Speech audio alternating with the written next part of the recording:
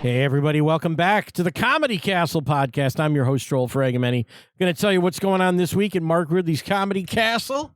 We're going to tell you about Dan St. Germain, our headliner. We'll talk to him here in a little bit. He's been at the club a few times. We'll get into that.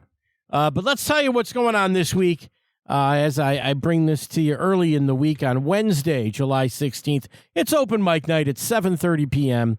You want to see a bunch of fun local comedians and for most cases, local people, some professionals, some amateurs. They all do short sets. It's always a great time at open mic night at 7:30 p.m. It's $5 to get in. So come on out to open mic night if you're looking for something to do on Wednesday. And then Thursday through Saturday, Dan St. Germain takes over, headlining for 5 shows, 7:30 p.m. on Thursday the 17th, 7:15 and 9:45 are your shows on Friday, July 18th. And then Saturday the 19th, 7 and 9:30 are those show times, a little bit earlier. They get a little bit earlier as the week goes on. But Dan is a great headliner. He's been with us before as a headliner. He's also opened up for friends of his. He'll tell you about those on the show. Martez Jackson, my old buddy, is the feature. Love Martez. And Cameron K is your MC this week. So should be a fun week with these guys. Dan St. Germain. Cameron, I say guys. I throw Cameron in as a guy. Cameron's. Anyway, gonna be a great week. Let's talk about Dan. I mean, Dan, and we talk about this in the interview. A guy who is a comics comic. Everybody knows him. Everybody uses him. He's a writer on many, many things. He has been a podcast, and not only a podcast host. We'll get into his podcast. You hear that on the show. But a guest on shows from WTF with Mark Maron, Are You Garbage? You Made It Weird, Jim and Sam. There just goes on and on. Pretty much everywhere you could be it. He is a real comics comic. We do that does come up in the interview, and I felt like maybe Dan wasn't all that pleased about being the comics comic, but it's a great thing. It's a great thing. It means this guy's one of the best. When he's writing for the White House Correspondents' Dinner, which you'll hear about, you'll find out why Dan is really one of the best. A fun interview. A lot of talk about UFOs and UAPs. He has a podcast with Sean Donnelly, another comedian who's worked at the club, about UAPs, Burbs Bros, with Sean Donnelly is the name of that one. So a lot of fun talks here. Some fun stories. We talk about wrestling a little bit. It's a nice talk. I really like Dan. He's got a new special out, which is really funny, called A Dance, a Fatty Dance. I watched that on YouTube before speaking to him. But he says the show that you'll see this weekend is completely different from that. So there you go. He says a joke might slip in. You'll hear that. You also might hear my dog Cleo barking a little bit. She was trying to sit on my lap and get some love from Daddy, but she ended up going on the floor and barking at me for some reason. So I apologize if maybe you like hearing Cleo. I don't know. I always find when people, if I listen to a podcast and the host dog is barking, that I will think my dog is barking or one of my dogs. So your dog is not barking. That is merely Cleo chirping at us as we talk to Dan St. Germain. So it's going to be a fun week. It's middle of the summer. You've probably done your summertime stuff. You've probably been up north. Time to get to the Comedy Castle, stay in the air conditioning, see something fun. Without any further ado, here's my talk with Dan St. Germain.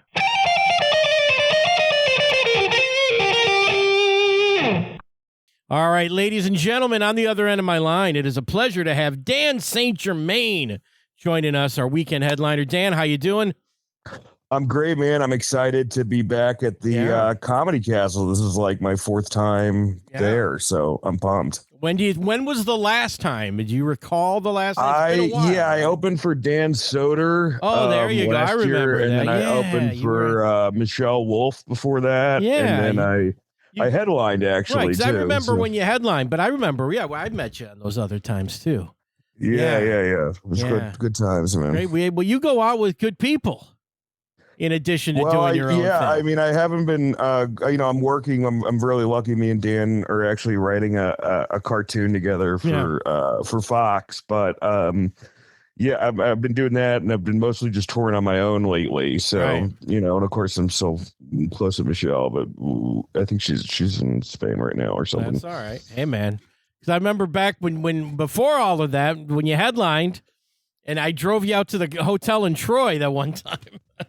When you guys stayed way out. You guys used to stay way out in the burbs. Oh, my God. Yeah, it was kind of a nightmare for the comics. Hopefully the hotel's a little bit It is better. We've upgraded around. you. Yes, absolutely. Okay. Just as long as I don't have to hitchhike, I'm fine. Did you actually hitchhike to the mall or something? No, I don't think so. I think we walked back one night and it was chilly. Yeah. So, but I'm a little, but no, boy. So we take pretty good care of you at this point, so you'll be all right. Nice.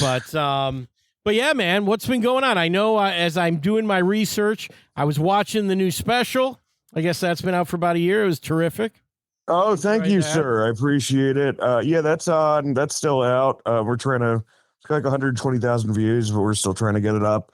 It's on Mark Nerman's YouTube page, and it's on the 800-pound Gorilla page. Yeah.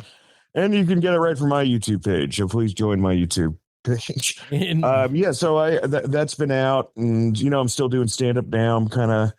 I think I have enough. I mean, I know I have enough from last special, so everything you guys are going to see is going to be.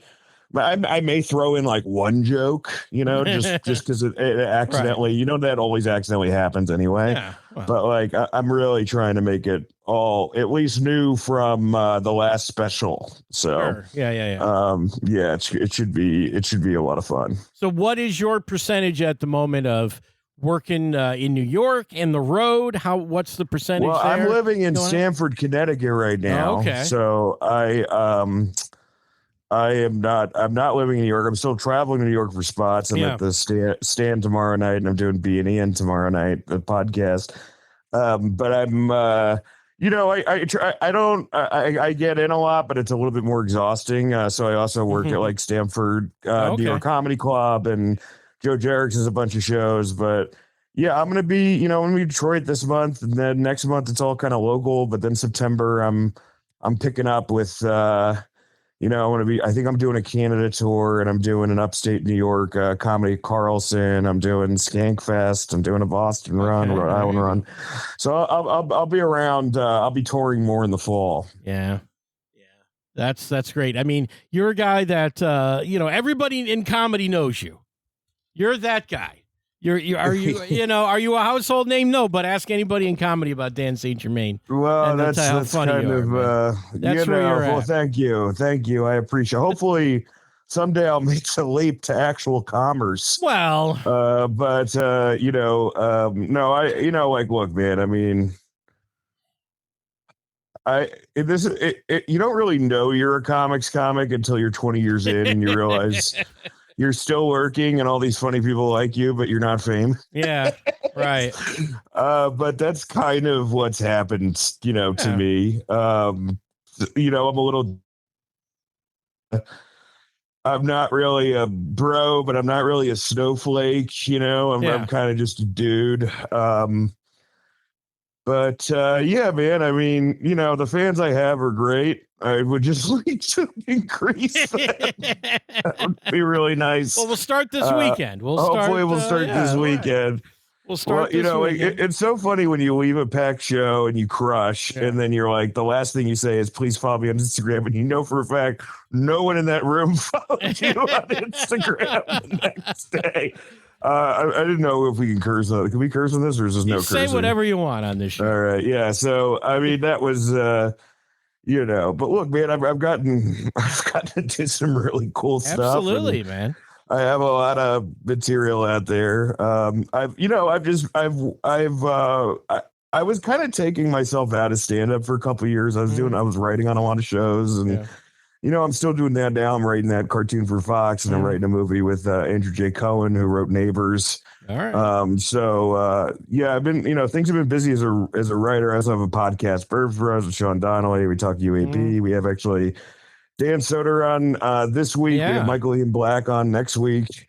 So that's been kind of fun. And then, on my Instagram, I try to crank out 2 or 3 videos a week, of a stand-up clip or something like that. So The Saint Germain business is going. It still goes despite the tariffs. The Saint Germain stand-up comedian enterprise thrives. Oh, the tariffs. Yeah, that's Let me ask you about the UAP podcast. Let's get into that a little bit. I haven't heard it myself, but here's the thing.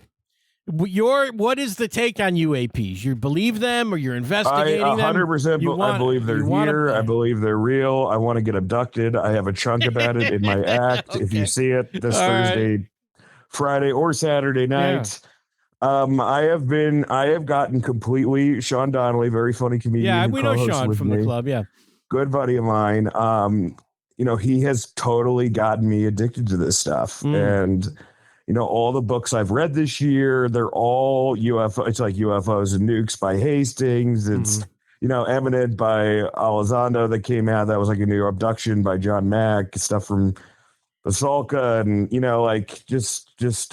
I've just been really into it, man. And Michael Masters is a great book about aliens as future humans. But we've also been able to get on this podcast, not just great, funny comedians like Dan Soder and Mark Norman, but people from the UAP world. So we've had on, George Knapp and Ross Coulthart and Avi Loeb and Sarah Gam, who's like a psychic medium / CIA analyst.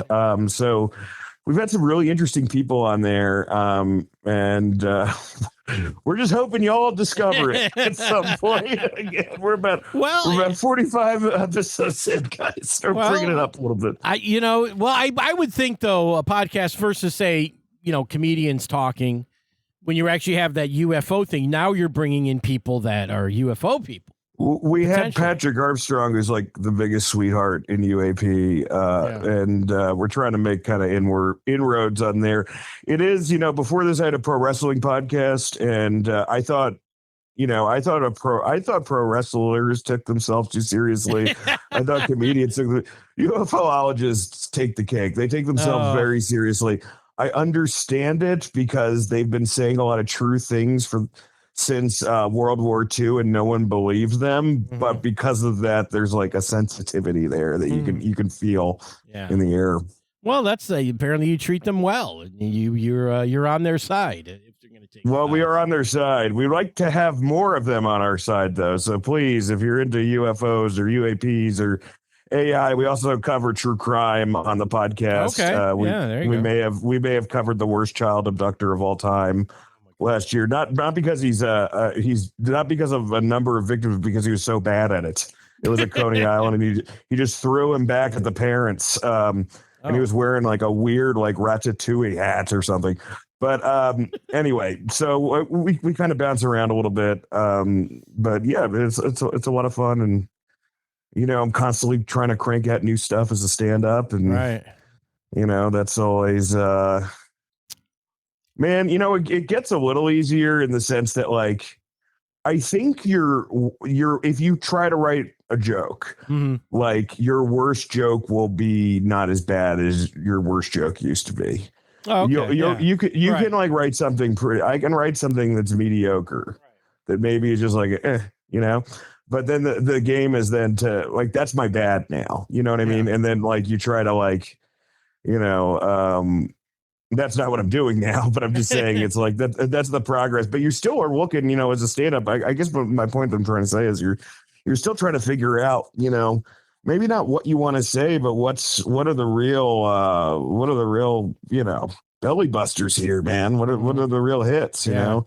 Like I wish I could just go. Trust me, I wish I could go out there and just talk about politics and not have any comedy with it. But unfortunately, I'm not a great political pundit, and I'm a much better comedian. So plus, I don't know anybody who would want to be in either party right now. No, I don't think so. Comics that come to our club, because our club, when you say like, what is our audience? It could be a mix. I mean, I think most nights. No, your audience is great. The Midwest audiences are my favorite audiences. You guys. Madison, Acme, like there's smaller ones like Laughing Tap in Milwaukee, but I just find something about being landlocked makes you more appreciative. I don't know what it is. You guys aren't landlocked, but most of those guys are. So Do you ever talk about UAPs in the act? Is that part of the act? Well, yeah, the UAPs and UFO one and the same, man. That's it's in the act. I at least have 2 bits, and I'm working on a third. Well, I was going to say, is that an act? For example, there's a paranormal convention this weekend, and on Saturday night, Dan St. Germain will perform his hour about UAPs. Yeah. Yes. Because I know I will definitely have some UAP stuff and some UFO stuff. I got a good buddy that's a paranormal investigator. Really, all you need to do for that is go on Amazon and buy like a meter. Well, he does, but he got a Travel Channel show for a while. And when I talk to him, legit. like when we hang out, and he's like super funny and stuff. And when we hang out, it's like, you don't really believe any of this. And he's like, well, not really, but I investigate it. You still like, he's kind of like, I will put the work in. Because he knows what the result will be, but he thinks the entertainment is in the process of figuring it out. That's why people like it. I think people are always trying to search for the divine, whatever form that takes, whether it's aliens, whether it's ghosts, whether it's Bigfoot, something that is not explained by the typical, laws and rules of our society. And look, I really can't speak on the spiritual or I do believe in, actually I've been emailing with somebody from the Past Lives Regression Studio about getting them on the podcast. Okay. I actually do believe in that. I think I do believe in reincarnation, or at least, like at least a form of it. Like, and you can check out that Netflix show, Surviving Death. They have a really good last episode about that, of like this kid who was able to pull all these facts from this guy's life, and there's absolutely no way that he could have, done that. So yeah, but that's something I think it still is like, there's not really hard evidence, right? Like there's not.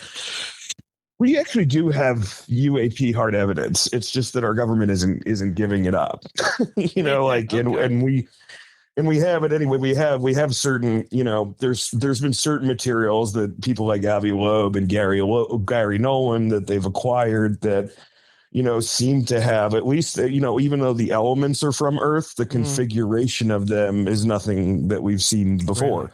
Okay. So, and not to mention, just look at our skies. There's a debate whether or not that was a Chinese drone thing this past fall.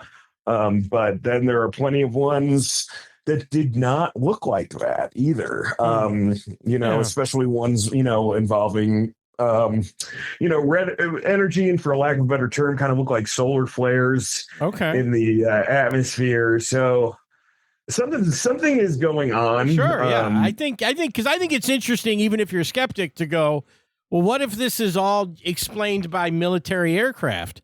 Well, that's cool too. Yeah. That's neat to think that these are American things that we're testing, or these are foreign things that shouldn't be flying over America, but yet we know about it.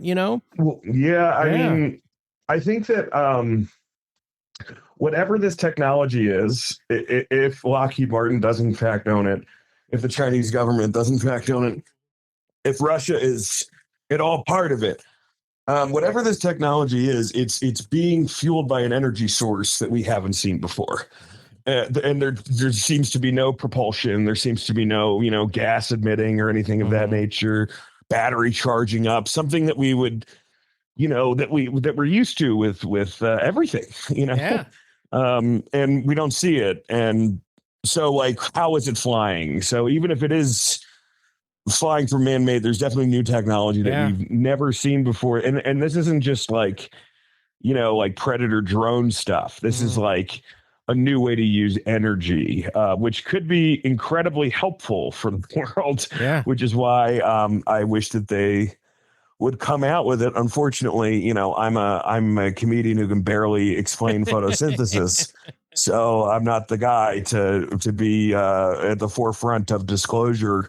Unfortunately, too many drugs and hard living has taken that away from me. So not drinking now, but good for you. In your 40s, it catches up to you, brother. I'm 53, dude. Believe me, I've been there. But yeah. Man. Yeah, UFO stuff. I remember getting into that as a kid, and like it was like kind of interesting. Then I kind of tuned out. But I believe that the military people, they believe it. There's people in the military that absolutely believe it, whether they have proof or not. You know, I think there's that's a great true. book called The Days After Roswell by Phil Corso, who's probably the most highly decorated Army official in the U.S. or one of them, that just comes out. And some of the stuff he says is completely wild. Mm-hmm. And some of the stuff he says kind of like, you're like, oh, wait, we kind of have that now, you know, because this was written back in the day. So it's an interesting, I think that, you know, there's a good chance that whatever technology this was at least inspired by off-world technology or interdimensional technology.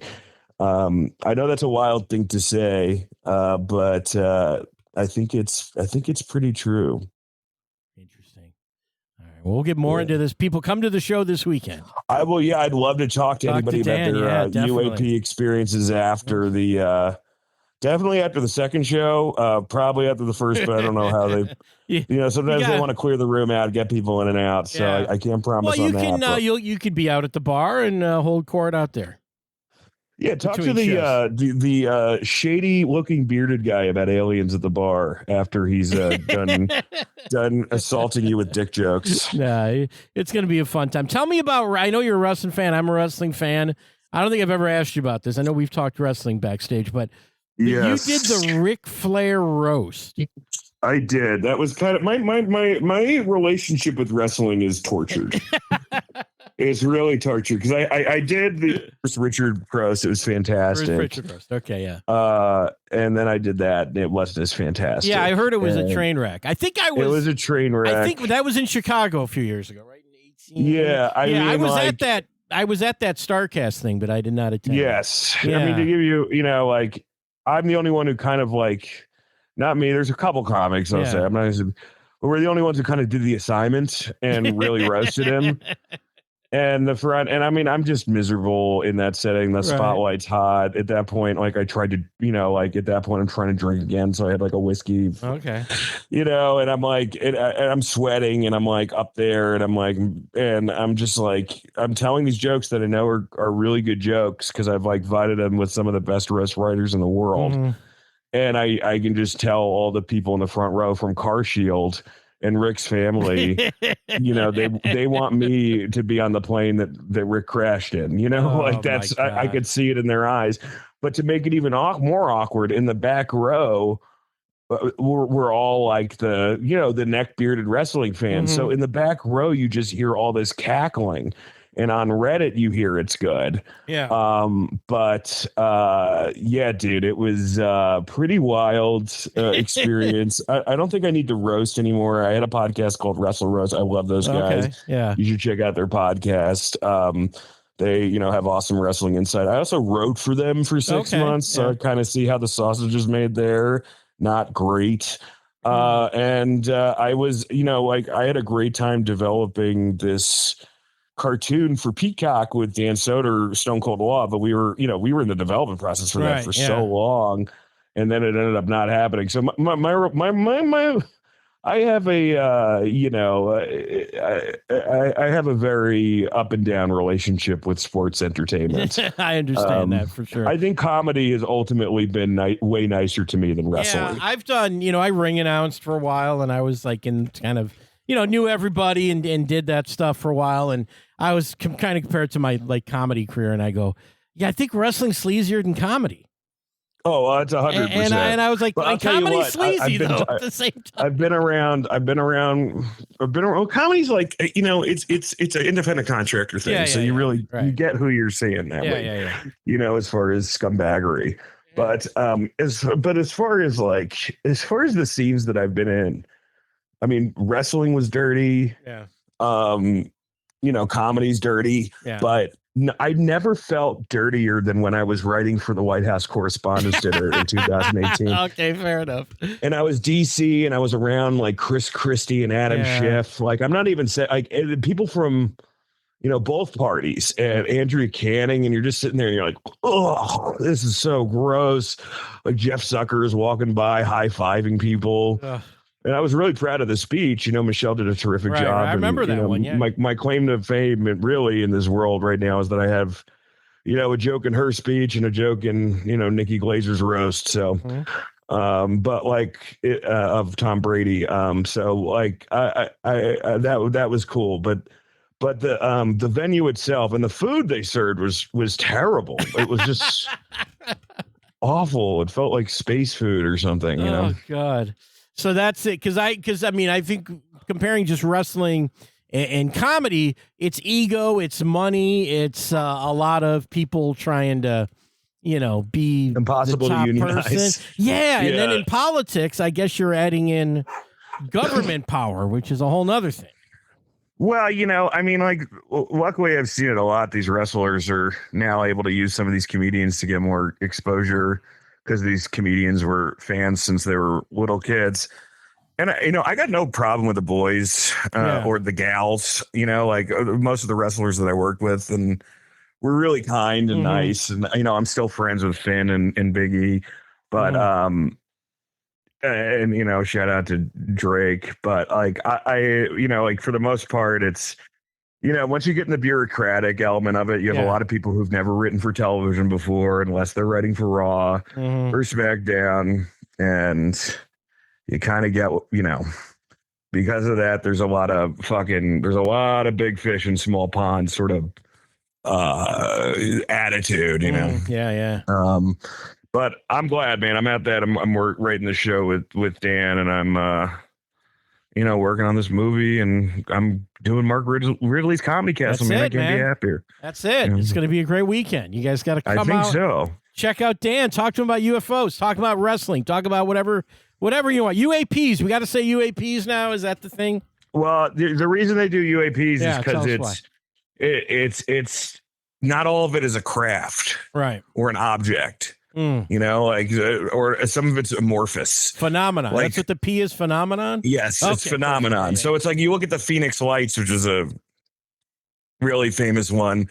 There were some triangles and stuff like that, but they're also just lights and, then sometimes flares. And you're like, well, how do I describe this? Because it's not really a ship, and it's not an alien, it's something else. So that's where they went to UAP. And I just think too, it was like, they like anything that's controversial, they always have to change the name of. Yeah. And I'll use an example of, Carlin talks about it, shell shock to PTSD.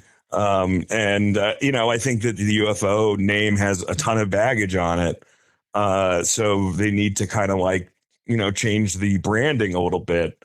And I think it's been remarkably successful doing that. Like, I do think that there's eyes on it now. The Trump administration, after promising to be pro disclosure, have turned out to be the opposite.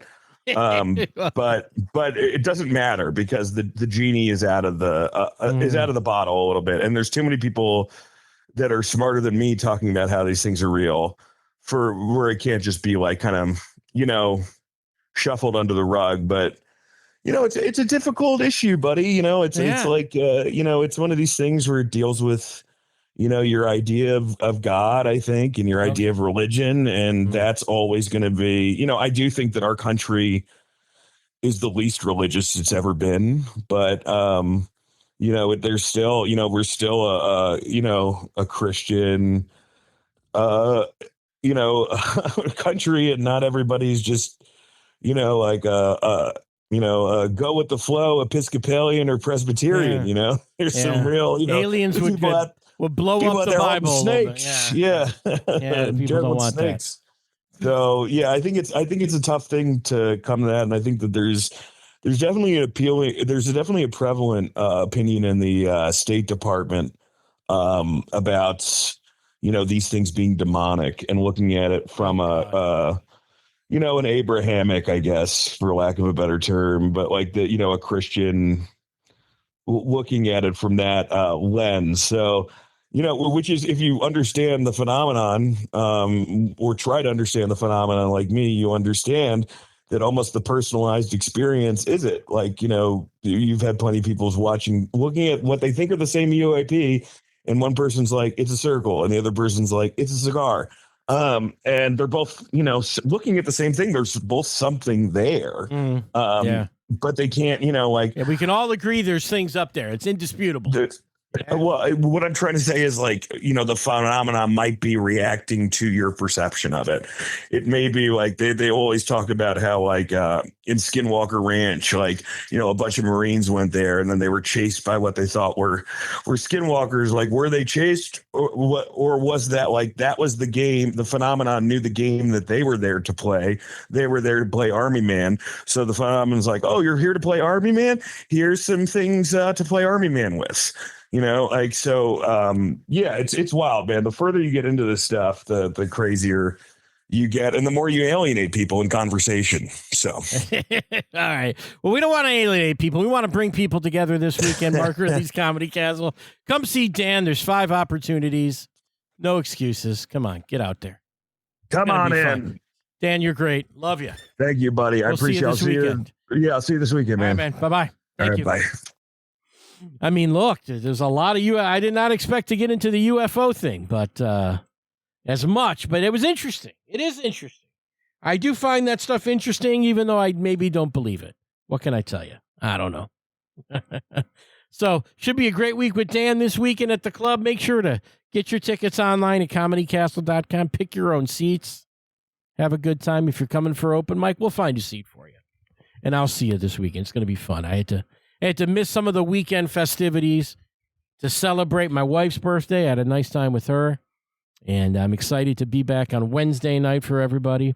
And Dan this weekend is one of my favorites. When he opened for Dan Soder, that was a great week. 2 of the funniest dudes ever on stage. I really enjoyed that, and we'll see Dan this weekend doing his thing, and you guys come out. Talk to him about UFOs after the show. That's cool.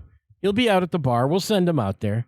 You guys will have a good time. All right, let's get out of here. I want to thank you all for listening. I want to thank Dan St. Germain for talking to me.